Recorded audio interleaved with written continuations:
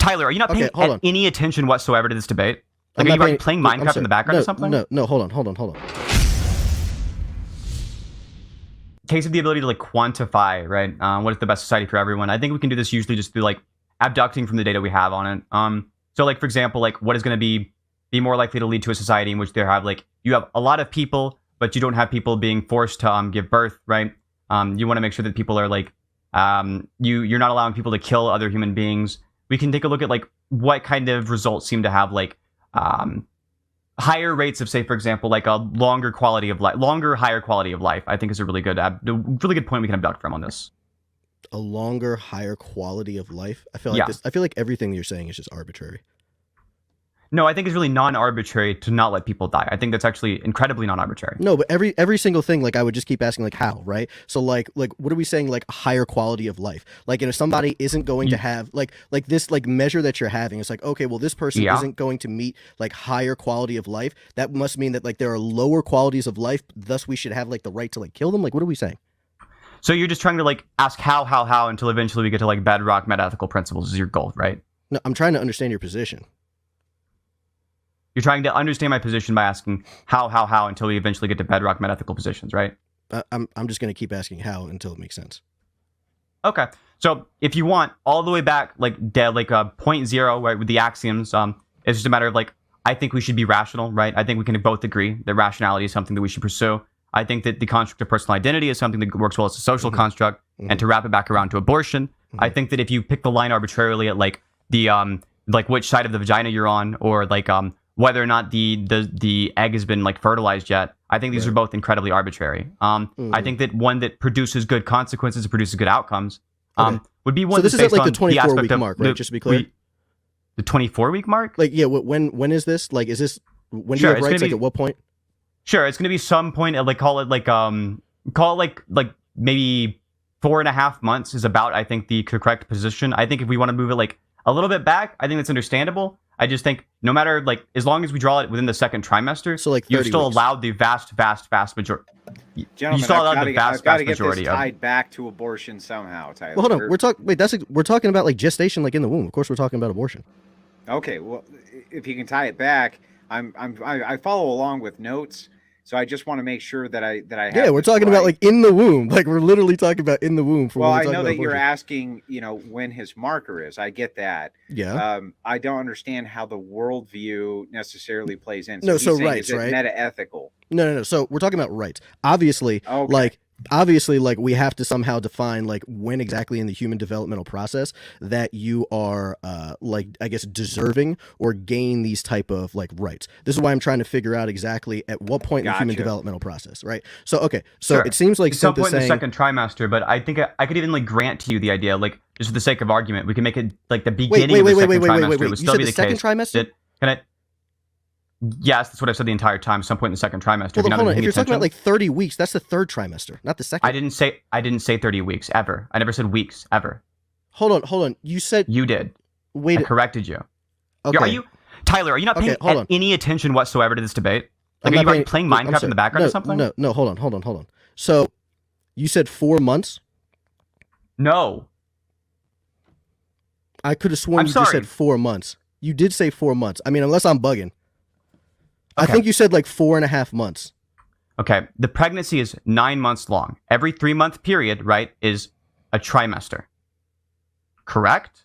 Okay. Yeah, that's fine. Okay. So how many weeks? So that would, if I said, I'm saying 4 months and you're saying that's the third trimester? No, I apologize. So how many weeks? Sure. The week is like, I don't know, call it like fucking 3 times 4. That's going to be like 12 or something. Okay. So 12 weeks.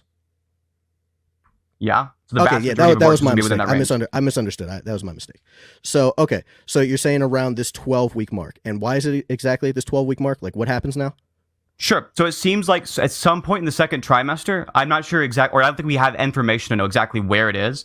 The brain begins to develop to such a state that we'd call it like a person, right? I'm okay with erring on the side of caution and even drawing it like a little bit before the point where it seems like most evidence lies. That would still mean that the vast majority of abortions would be completely acceptable because almost all of them happen within the first 8 weeks. Like the vast majority of abortions happen within the first 8 weeks. That doesn't really answer my question.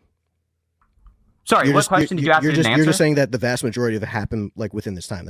That's irrelevant to my question. I'm asking you like what exactly happens in this period of time. I did answer your question. You didn't pay attention. I said that what there seems to happens be in some this period of time. Yeah, I answered your question. Calm down, buddy. I'll tell you the answer, Tyler. I answered your question earlier. No. Stop tone policing. I'll answer your question. What is it within Go this ahead. period of time? What is it within this period of time, right? That now gains you rights. Like, why do you have rights then? Remember the part where I said when you asked the question the first time, it seems to be that there's some point along the developmental line in which personal identity is developed, and the portion of the brain responsible for that it's developed. I answered that question the first time you asked it that you didn't pay attention to. So how would you measure this, and why is that important? How do you measure personal identity? Yeah. Okay. Well, the ways we seem to have good ways to measure it seem to mostly be based around utilizing the scientific method and sort of like analyzing things that don't have senses of personal identity and things that do, and seeing things that, like, if you remove the prefrontal cortex from them, it seems to be the case that humans lose a sense of personal identity. It seems to be the case that animals that don't have a prefrontal cortex seem to have no personal identity. I don't think there's not like you can't pick up and hold it, right?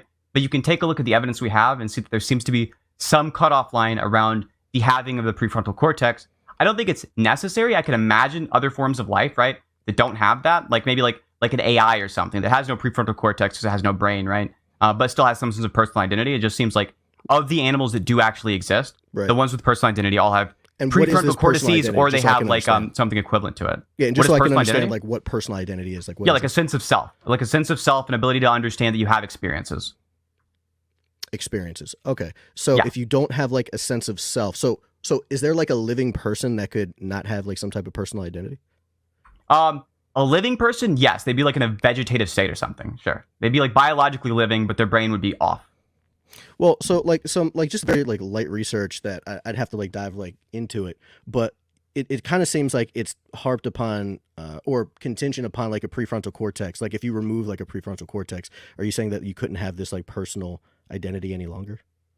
If you remove the prefrontal cortex, it seems that there is like there's reason to believe that like human beings can replace the functionality of the prefrontal cortex and like development. The human brain is very, very, very it's very likely to be able to be very like plastic, right? So it's able to be very adaptive.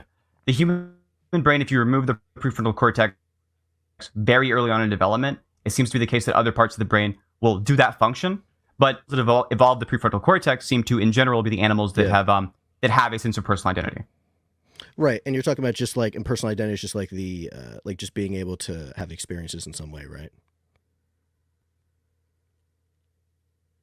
Right. Did we lose you, Synth? I feel like we lost Synth. Hello. You can hear me, right? Fine.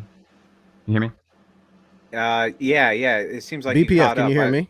Yeah, you're good. Okay. You're good, Tyler. It just seems like Synth kind of faded out there. Go ahead, Synth. I don't think he hears what's going on. Can you hear us, Synth? Yeah, sure. I'm having some really, really bad audio issues. I hear you now. It's working now. Okay. For a second there, I had like a big audio delay. Can you hear me now? Is my audio coming through? There's a bit of a delay. Can I just disconnect and reconnect and refresh? Absolutely. So what the hell is this, Tyler?